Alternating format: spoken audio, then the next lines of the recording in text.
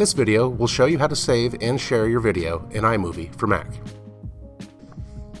We'll start by coming to the top of the screen and clicking on the Share Out, and then we'll click File.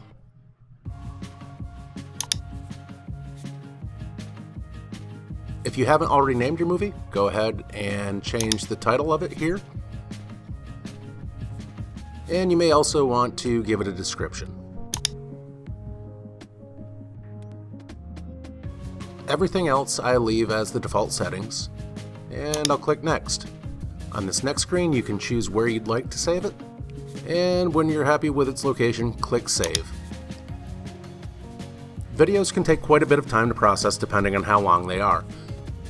You can get an idea for how much of your video has been processed by looking up here at this circle.